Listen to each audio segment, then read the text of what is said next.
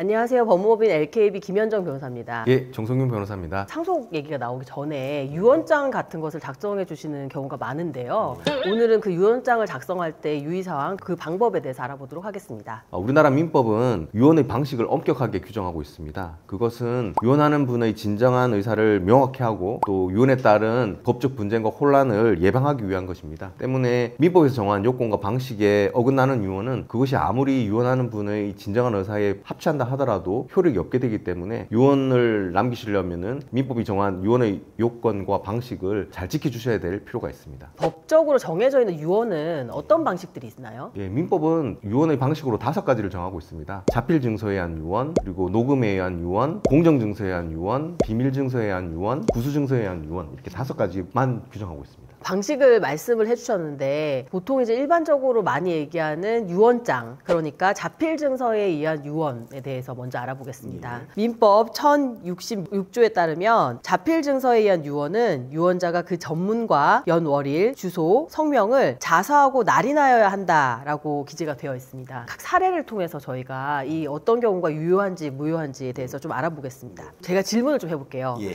보통 저희가 말하는 한글 파일 같은 걸로 그렇죠. 타이핑을 한 이후에 출력을 하고 출력한 다음에 이제 자필로 서명 날인을 할 수 있을 것 같은데 이런 경우에도 유언이 유효한가요?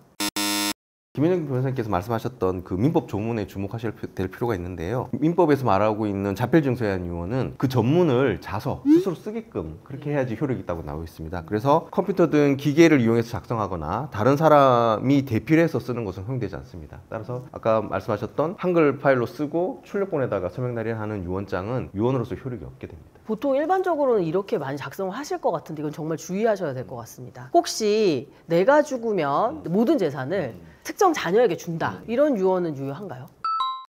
상속재산을 개별적으로 특정하지 않더라도 그 범위를 특정할 수 있다면 문제가 없습니다. 말씀하셨던 그 사례에서는 모든 재산이라고 해서 범위가 특정되었기 때문에 모든 재산을 특정 상속인에게 물려주겠다라는 유언장도 그 자체로서는 유언의 효력은 있습니다. 다만 이와 같은 경우에는 상속에서 배제된 그 나머지 법정 상속분은 자신의 유류분이 침해되었기 때문에 상속재산을 모두 물려받은 상속인을 상대로 유류분 반환 청구 소송을 할 수 있습니다. 유언장이라는 제목을 두지 않고 혹시 일기나 메모 형식으로 유언한 경우는 어떤가요? 민법에서 특별하게 유언 증서의 용지라든지 형식에 대해서는 아무런 제한을 두지 않기 때문에 특별히 유언장이라는 이름으로 쓰지 않더라도 일기와 메모, 편지와 같은 형태로 유언을 남기더라도 자필 증서로서의 유언으로서의 요건을 다 거쳤다면 유언의 효력은 있게 됩니다. 주민등록번호나 생년월일을 쓰지 않은 경우도 있을 것 같은데 이런 경우 유언은 유효합니까? 마찬가지로 민법에서 그 유언자를 특정할 수 있는 주민등록 번호라든지 생년월일을 기재하게끔 요구하고 있지 않기 때문에 유언자가 본인의 성명을 쓰기만 하면 유언으로서 효력은 있습니다. 그러면 날짜 같은 걸 쓸 때 꼭 이제 그 일까지 쓰지 않고 연과 월만 쓸 수도 있을 것 같은데 이런 경우도 유언은 유효합니까? 민법 조문을 자세히 보시면 연, 월, 일이라고 되어 있습니다. 그 유언은 그 시기도 중요하거든요. 작성 기준일이 중요하기 때문에 일까지 쓰게끔 요구되어 있습니다. 대부분 판례에 따르더라도 예컨대 이제 마지막에 2025년 2월이라고만 쓰면은 그건 유언으로서 효력이 없다고 판단하고 있습니다. 이런 부분들은 굉장히 주의하셔야 되겠네요. 예, 일까지 꼭 쓰셔야 됩니다. 인감 도장 말고요, 막 도장 같은 걸 만들어서 이렇게 찍을 수도 있을 것 같은데 이런 경우는 유효합니까? 관청에 신고되어 있는 인감 도장이 아니더라도 본인이 가지고 있는 막도장이라 하더라도 진정한 의사에 따라서 도장이 날인되어 있다면 유언으로서 효력은 있습니다. 그럼 갑자기 도장 얘기가 나오니까 궁금해지는데요. 혹시 도장 말고 무인을 찍을 수도 있잖아요. 이런 경우는 어떨까요?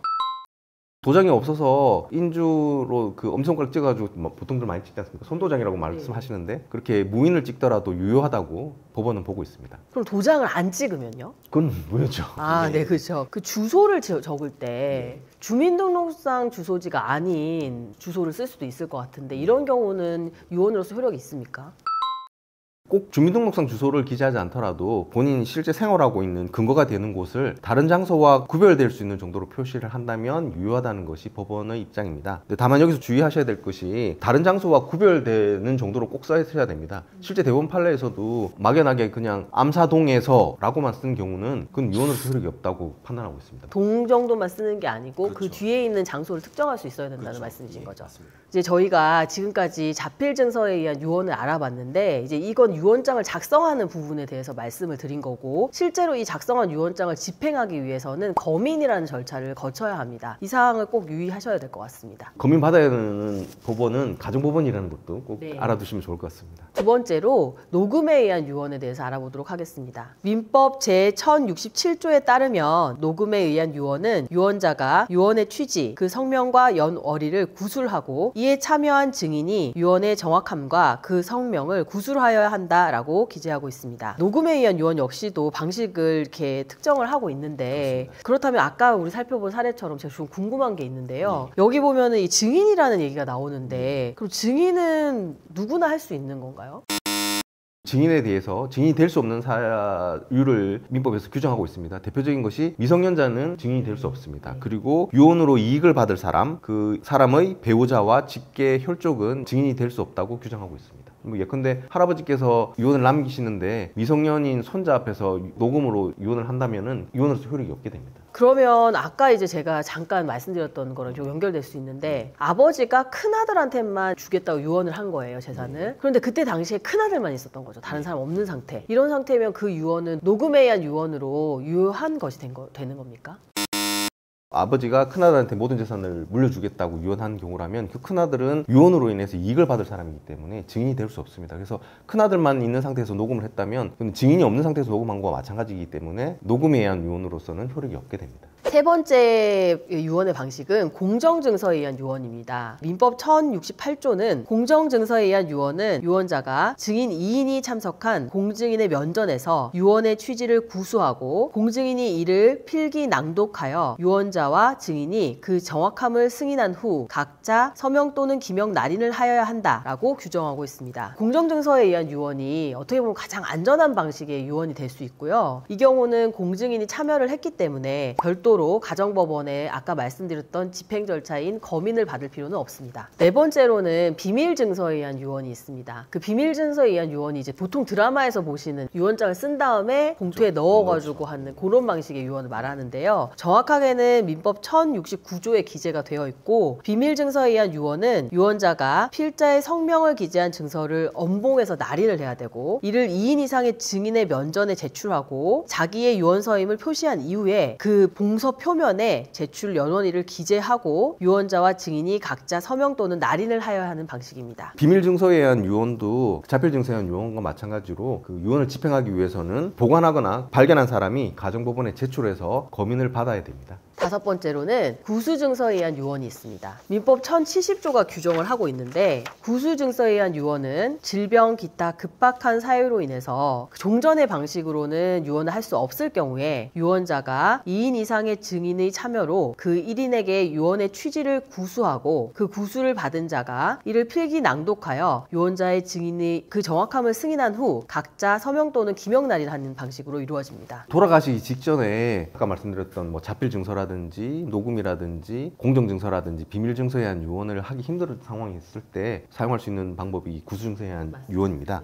근데 여기서 한 가지 주의하셔야 될 점은 민법에서 규정하고 있는 것처럼 그 유언을 남기는 분이 직접 유언의 취지를 말로써 남겨야 되는 거거든요. 그래서 다른 증인이 제3자가 미리 작성한 유언이 적혀있는 서면을 가지고 와가지고 유언자에게 질문을 하고 유언자가 그에 따라서 뭐 고개를 끄덕이거나 간단한 대답으로 긍정하는 것은 그건 유언자가 직접 유언의 취지를 구수한 것이 아니기 때문에 무효가 될 수도 있다는 점을 주의하셔야 됩니다. 구수증서에 의한 유언 같은 경우는 거의 이제 질병으로 많이 힘드신 상태에서 이루어지는 경우가 많을 것 같은데, 유언 당시에 본인은 말을 하기가 좀 어려운 상태니까 뭐 변호사나 누군가가 질문을 하고 거기에 대해서 뭐 또는 이런 식의 답변을 하시는 식으로 유언을 하실 수도 있을 것 같은데, 이런 경우는 유효한 유언이 되나요?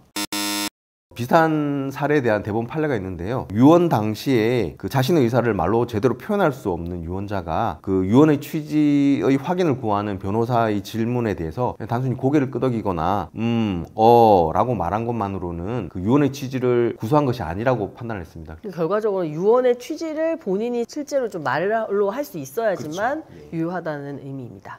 지금까지 유언의 방식에 대해서 알아봤습니다. 유언은 생각보다 그 방식이 엄격하다는 거 오늘 아셨죠? 그래서 유언을 하실 때에는 이 방식을 잘 지키셔서 하셔야 될 것 같습니다. 궁금한 사항이 있으시면 언제든지 저희 댓글로 문의해 주시기 바랍니다. 감사합니다. 감사합니다.